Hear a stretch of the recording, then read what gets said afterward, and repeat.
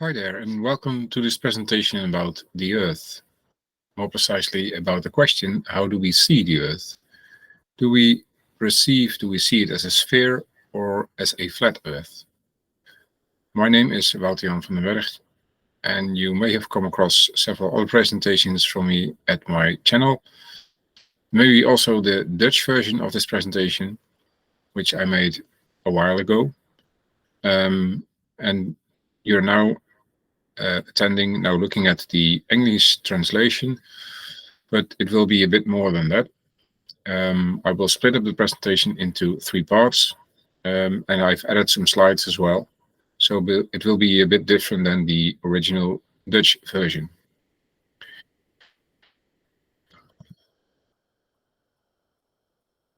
Maybe you already saw quite a few videos on this topic, the shape of the Earth.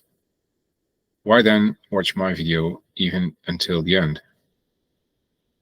I mean, we're talking about 136 slides here. Yes, indeed, so many. Hence my idea to split it up in 3 parts. Well, why should you watch it till the end? I think of several reasons here. First of all, I share, if not all, then at least what I think are the most important arguments for and against a flat or spherical Earth. And I try to do that as neutral as possible, although I realize that is difficult. To be honest, I didn't find anything like that in my research. Most publications and presentations I found were either very pro one thing and anti the other. And I try to make a more, how do you say? Well, a message with both sides addressed. And I try to take the conversation to another level as well. I will make explicit what I mean by that. But before we start, just in advance, a few things I would like to say. I have much respect and appreciation if you do your own research on this subject. I think it's quite good if you just don't follow the majority, but start your own research. So, all good there. I only share the results and conclusions of my own research, in which I expressly also included opinions of others. This may, of course, differ from your own way of research and your own conclusions. So feel free to rate my research as helpful in your own research or not. And I think it's important to mention this because I did my research for about 2 years. Because fellow believers said to me that they have turned to the belief that the Earth is flat. And I was surprised, and I did my own research. And when after 2 years I came back with different conclusions than they did, after their own research, they were quite surprised. Which in a way I can imagine, but I think if you have a different way of processing the information you are studying, even if you have the same information, the same data, you can still reach different conclusions. So, who am I? Well, a few things about me. I'm a Messianic believer, so I believe that the Old and New Testament is in fact one story, and that our Savior, whatever you call him, Jesus or Yeshua or Yahushua, is pretty much alive and is the living Torah, you could say. And I think that's relevant because,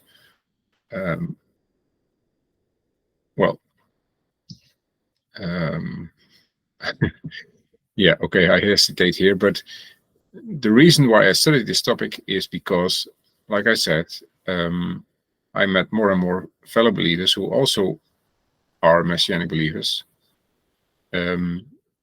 which with I have a lot in common, but they have a different view on the shape of the Earth. So yeah, that was pretty much the reason to start my own research. Although, and we will come back to that later, the origin of the flat Earth theory isn't Messianic at all.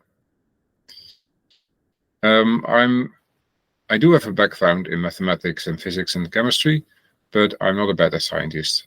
I studied economy. I'm an environmental economist, so I'm a social scientist, and what I try to do is to connect different perspectives. And yeah, call it coincidence or not, at the age of 7, I was at the place where the space shuttle was sent to the moon, in the year I was born. So I had to do my research, especially since several fellow believers turned out to have become flat earthers. How did I do my research then? Well, I did do some desk research. It's even mentioned twice here, so yeah, that was quite a lot. I did a small survey among fellow believers. I talked to some friends. I thought about it, and well, quite important, I prayed about it. I really asked my Heavenly Father to show me the truth. And I studied quite some sources. And here you have a short list of already 2 slides. We will not discuss all these sources here. If you are interested, you can send me an email and ask for a PDF of the presentation, and you will have access to these sources. Let's continue. So, what do I want to discuss? Well, 3 things actually. So we will have 3 presentations, and in the first part, I will discuss the objections to a rounded to a spherical Earth. In the second one, I will address the objections against a flat Earth, based on the desk research. And in the third presentation, I will discuss what I conclude myself.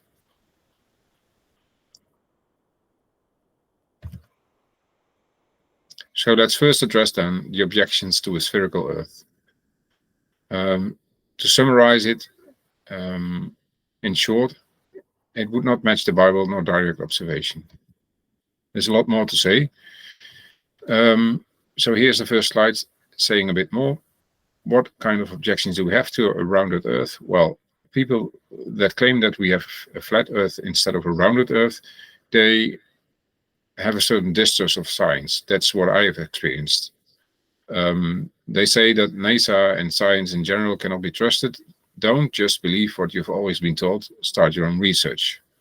Well, I agree with that latter part, but okay.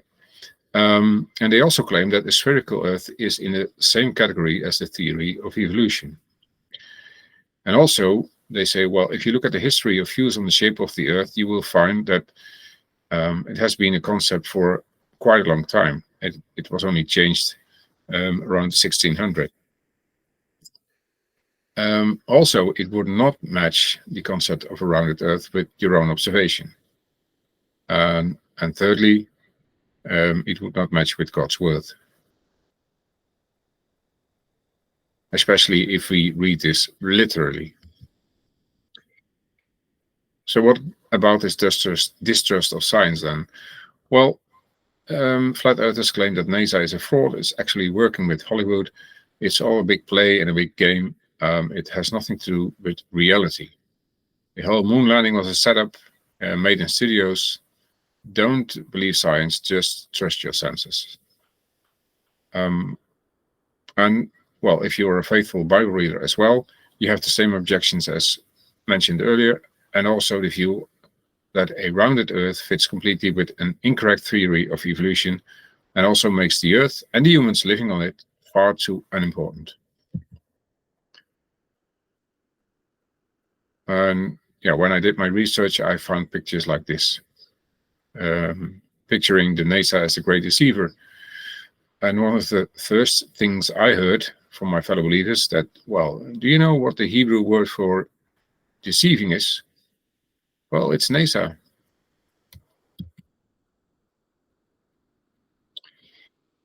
Okay, attending the main objections from observation. I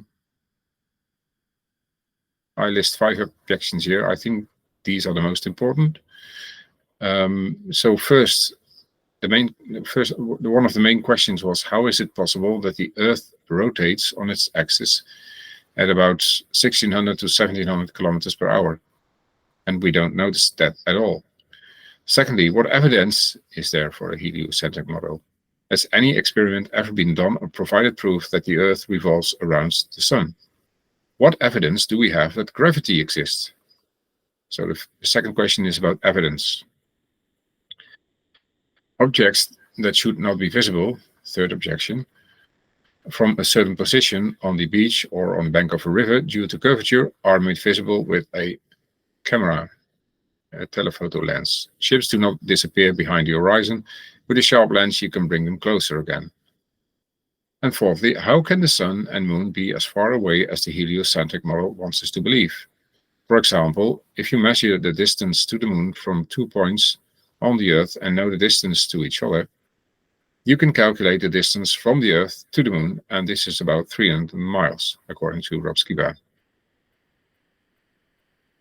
The sun shines through the clouds in a way that it is not possible if the sun would be far away, but it's only possible if the sun is close.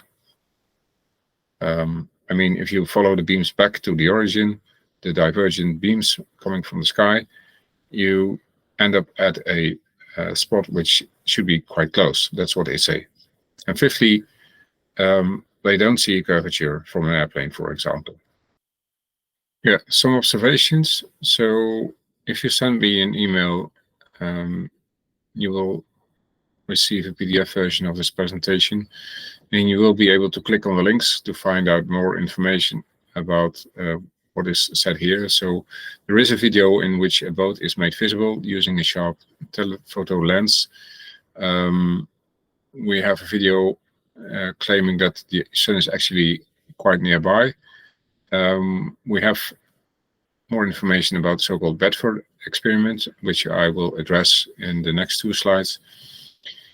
And there is the observation from the Swiss scientist Auguste Piccard, who went up in the balloon in 1931 till about 16,000 meters. And he would have said that when he looked outside, his pressure chamber, that the Earth would have seemed a flat disk with upturned edge.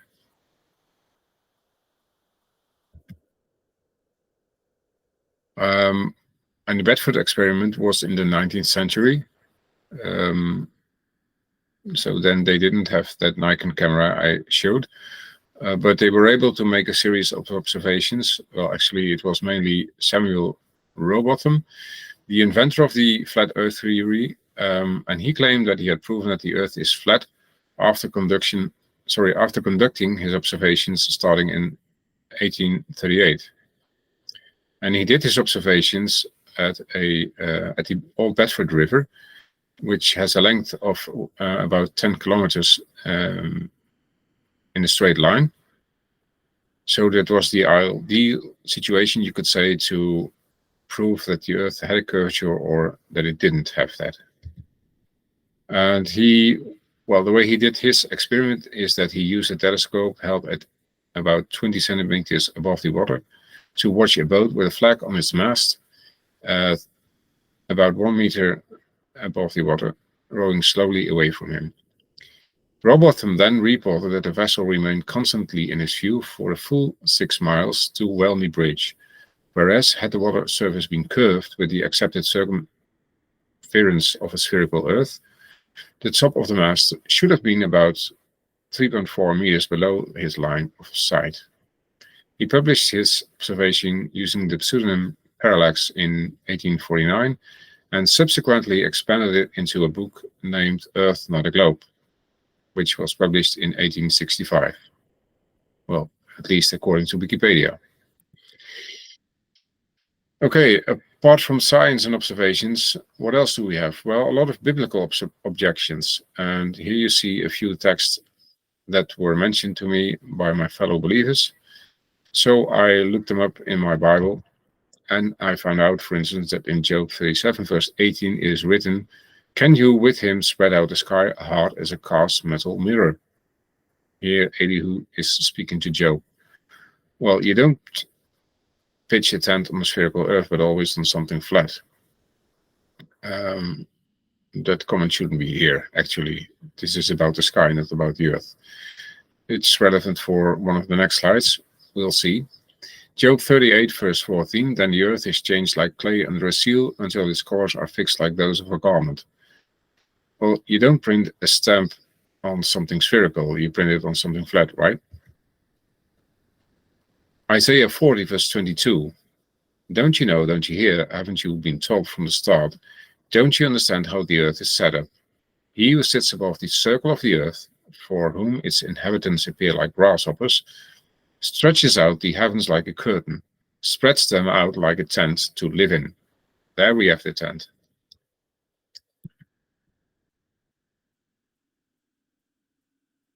Matthew 4, verse 8. Once more the adversary took him up to the summit of a very high mountain, showed him all the kingdoms of the world in all their glory. Well, this is only possible on a flat earth, isn't it? Revelation 7, verse 1. After this I saw 4 angels standing at the 4 corners of the earth, holding back the 4 winds of the earth, so that no wind would blow on the land, on sea, or on any tree.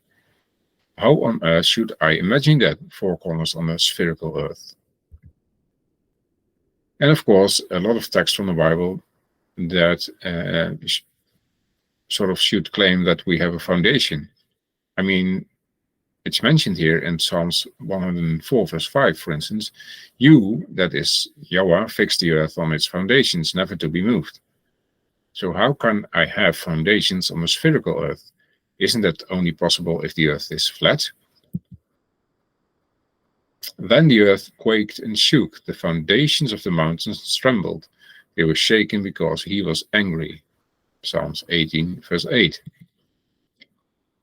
Jeremiah, chapter 31, verse 36. This is what Yahweh says: if the sky above can be measured and the foundations of the earth be fathomed, then I will reject all the offspring of Israel for all that I have done. For all that they have done, sorry. And what about this story in Joshua, where we have the sun and moon standing still? Then on the day Yahweh handed over the Amorite to the people of Israel, Yahushua spoke to Yahweh in the sight of Israel. He said, Sun, stand motionless over Givon. Moon, you too, over Ayalon Valley. So the sun stood still and the moon stayed put, till Israel took vengeance on their enemies. This is written in the book of the upright. The sun stood still in the sky and was in no rush to set for nearly a whole day. So how do I explain then a stationary sun in a heliocentric model? I mean, the Earth cannot stand still because it rotates in this model at its axis, on its axis at almost 1700 kilometers per hour. And changing that speed then has dramatic consequences for seas, buildings, people, animals, etc. And if you're still not convinced that the Earth is flat, well, look at those texts then. In Deuteronomy, in Psalms, in Proverbs, in Isaiah, in Jeremiah, they all say that we have ends on the earth. So where are the ends of the earth on a sphere? And if that is still not enough, we have the dome mentioned in the first Bible book and even the first chapter of it, verse 6, where God says, let there be a dome in the middle of the water, let it divide the water from the water.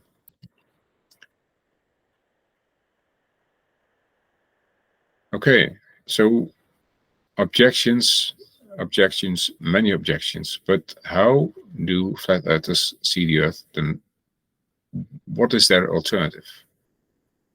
Well, what they all have in common, whether believers, Bible readers or not, they put quite some emphasis on observations. So, and they say, okay, we as observers think the earth is a disk or a flat square. We think that heaven is a kind of dome, a vault, with a maximum height of approximately 117 kilometers, containing the stars as well. It's even claimed we hear a hit of the dome in a video. Yeah, we might look at that one. No, I will resist the temptation to do so. You can watch it yourself. The sun and moon are lower. The sun is a kind of spotlight, they say. Or maybe the moon is higher, because Rob Skipa did calculate that the moon would be at 300 miles. So that's quite a bit more than 170 kilometers, isn't it? And well, like I said, if you are also a believer, a Bible reader, and you regard the word of God as true here, literally, then you will probably claim that the moon is turned on by God. It's one of the lights mentioned in the first chapter of the first Bible book. And do we read any information about planets in the Bible? No, we don't. So they don't exist.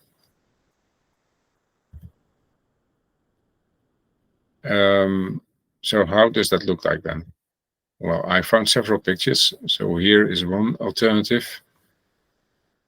So we have a flat Earth with 4 angels standing at the 4 corners. This is another alternative showing the sun as a spotlight. Here we have a picture with a kind of personal dome. And here you have a kind of yin and yang model of the sun and moon giving light or darkness to the Earth. Well, it was quite new to me, so I immediately had the questions like, how high are the sun and moon above the Earth? Well, I addressed that already. How big are the sun and moon? What causes the phases of the moon? New moon, full moon, and anything in between. How do solar and lunar eclipses work in this model? How is it possible to see the sun and moon together? What causes tides? What creates seasons? And how do you explain day and night? Let's see what these objections are then. Yes, and this slide will be the beginning of part 2. So we will end this presentation here for now. And I hope I've shown the main objections to a spherical Earth in an honest way. And please feel free to comment on this presentation in the comment section. And whatever you think of the shape of the Earth, please stay close to Yahweh and stay in Shalom. Goodbye. See you next time in part 2.